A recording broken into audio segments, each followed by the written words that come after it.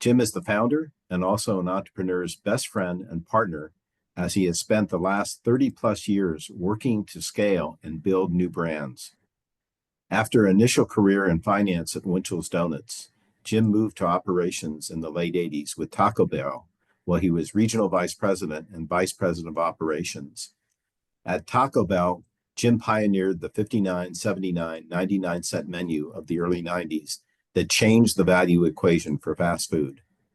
In the early 90s, Jim shifted to working with founders, first with Noah Alpert of Noah's Bagels and Einstein's Corporation, where he was president for several years as the chain grew from 10 to 50 plus restaurants. He later moved to Jamba Juice as vice president of operations and supported growth from 50 to 450 restaurants over 5 years. After helping to build Club One, a regional health club company, as president and CEO with its founders over 8 years, Jim then became, take a guess, president, of course, of Firebird's World Burrito, and then joined Blaze Pizza as, of course, president and then CEO, growing from a brand from 2 restaurants to 340 from 2013 to 2019. Jim has also been the founder and CEO for the past recent 10 years of Keep Peddling LLC, which is a consulting firm focused on supporting small business as they grow in the retail food service technology area to support restaurants and health and fitness industries. Since retiring in 2019, Jim has devoted his returning phase to helping entrepreneurs in their restaurant and restaurant technology space. Jim is a board member for Rackson Restaurants and Sitezeus. Jim is a strategic advisor for Dave's Hot Chicken, Ovation, Yoobic, Adentro, Kia AI, and Loop AI. So without further ado, it's my pleasure to welcome Jim to our show as co-host. Welcome, Jim, and thank you very much for joining us today. I'd like to start by asking you the first question. Curious to know how you got started in the food and beverage business and what was your first job in the industry? Sure. Well, it's great to be here, Steve, and thanks for having me. My pleasure. I really started in the retail business with my father, who had a retail pharmacy in St. Louis, Missouri. And as a 7-year-old and having a 9.5-year-old brother, on Saturday and Sunday mornings and afternoons, we worked the candy counter. And if you can go back to the early 60s with nickel Hershey bars and peanuts under the heat lamp, my brother and I worked the candy counter. And so that was my first experience working, if you will. It wasn't restaurants, but it was retail.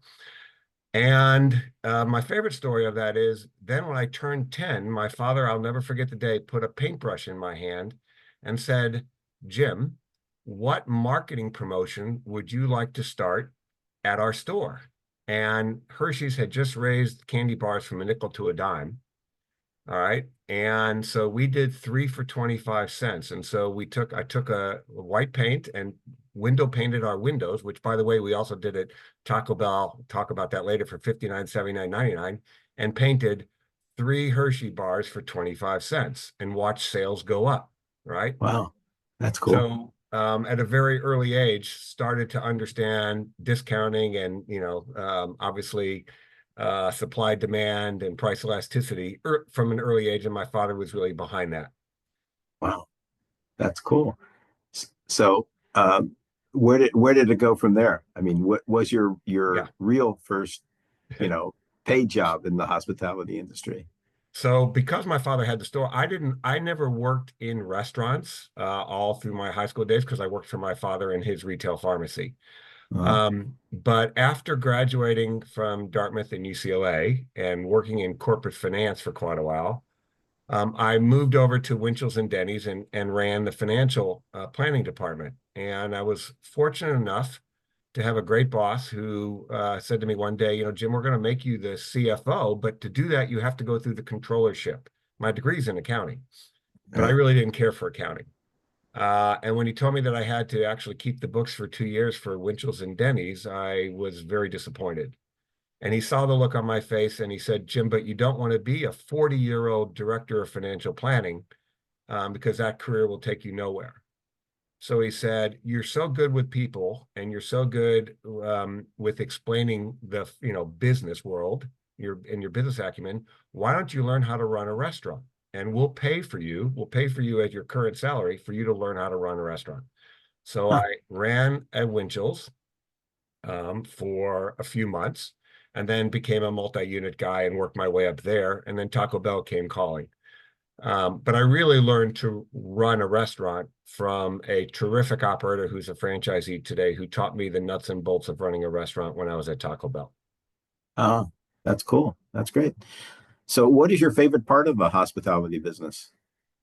Well, the favorite part is people development. So, Of course. Steve, I think that, my favorite interview question was always, why do you get into this business, right? It certainly can't be because you love it when your team members don't show up. This is what I ask GM candidates. You can't love it because your sink backs up during rush hour, or the toilets do, or the POS goes down. Why are you in this business? And there's only three answers that you can give that are meaningful to me. Number one, you love to develop your team. Huh? Number two, you love serving guests. And equally as important, you actually love posting results on the scoreboard. And what I mean by that is not just the financial results. It can be your consumer guest satisfaction. It could be your employee retention, et cetera. But you have to want to see the numbers, improve upon them. And if you don't have those three things as the reason to be in the business will overtake you and you'll quit. Right. Yeah. It's all about people and service. Exactly. And yeah, I know, but I had situations myself as a customer. I've gone in, the food has been mediocre, uh, but the service was so great that it just offset, the bad experience I had with the food, and returned to that restaurant because I had such good service. Exactly. And service is so important. And I know we always had a motto when we had our restaurants that the customer is always right. Because it's sometimes difficult to really grin and bear that at times, because we both know that sometimes there are customers that are just outrageously challenging, but you just sort of get a smile and say, thank you very much, please come again. Mm-hmm. Yeah, but Exactly. that's the big part of the business is people. And I know my father was a very, very strong advocate of being real people oriented, and he would insist that nobody in the organization would call him other than Art, his first name. Right. He was just very adamant that he wanted to be on a first name basis with everyone, and he was just an incredible people person, and I learned a lot from him. And I always strive to live up to his personality, which is very difficult to do. I mean, that's what basically built his business. Anyway, what event or events have been most challenging in your career, and how have you dealt with those challenges? Yeah. Well, I would tell you, I think people are always the biggest challenge, as well as the most amazing opportunity, right? Mm-hmm. But the challenge is always to find the right people who fit the role, as they always say, get the right people, get the right people in the right seats on the bus. And when it isn't the right person, having to part ways, that's always the real challenge.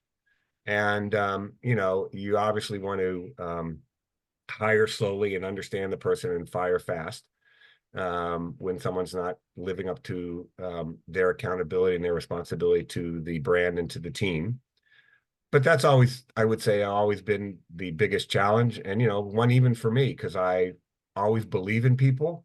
I always think as a good coach that I can help develop them and help them see a better way. And, as I look back now upon those 40 years, probably my biggest opportunity was finding faster that someone wasn't the right fit for the role, and then, helping them exit the company and move on. Right. Yeah, that is always a difficult situation. I know from my own experience, we had in San Francisco, we had union restaurants, and we had to deal with, on a termination situation, we would have to deal with an adjustment board situation. So we couldn't just arbitrarily terminate someone. You'd have to go to this adjustment board, and it was like a trial, so to speak. And that's one of the reasons we're not in the restaurant business anymore, is because unfortunately my father got involved with unions early in his career, because when he opened his first restaurant, he didn't know anything about restaurants. So he thought having union personnel that had experienced cooks and food servers, et cetera, it'd be easier. And so, but I hear loud and clear. Um, so obviously people is definitely one of your strongest areas of expertise, and I'm sure you use this strength many times to overcome major challenges of the business. Can you give me some examples on how you've used your expertise in handling people or otherwise other expertise that as far as dealing with some of the major challenges of the business? Absolutely. So when I did my little 8-year detour into the health club business, the health clubs are unique in the sense of you have personal trainers, you have group exercise instructors, obviously you have your members, etc. But bringing the team, group exercise instructors and personal trainers together, and the managers of all the other departments, because you might have a spa, et cetera, in the department, bringing them together to understand how they're working for the greater good of the brand, in this case, which was Club One, took quite a bit. And I actually had to go back and rebuild, if you will, from the very beginning, what our vision and values were and our mission statement of the brand, and get buy-in from it. And what we called it, to make it so elementary and so fundamental, were the building blocks of a great guest experience at this brand, at this health club company. And getting buy-in to that took really peeling away from everybody their ego to a great extent, and helping them understand how, when they came together and actually could mix being a personal trainer and a group exercise instructor, they could make more money, they could create a better experience for the guest, and we could elevate our brand. And it truly worked. We took a brand that was near bankruptcy in the early 2000s and turned it around. And I think in my second to last year, we had $6 or $8 million of EBITDA, which was pretty darn good in a 5-year near bankruptcy to making a lot of money. Wow, that's something. Wow. But it always comes back to people and aligning them to deliver the results and the expectations. Yes. Wow, that's a great story. On a prior discussion, you've discussed with me briefly the importance of the general manager and the first line supervisor to develop coaches. Yeah, the need to develop coaches. Could you enumerate on this? absolutely. So I think everyone who's listening know, the restaurant industry is really a trade school. All right, we take young people who are in high school and need a job, or in college and need a job, and are looking for a way to support themselves or their families. And for those who don't go to college, restaurants are a great opportunity to really grow.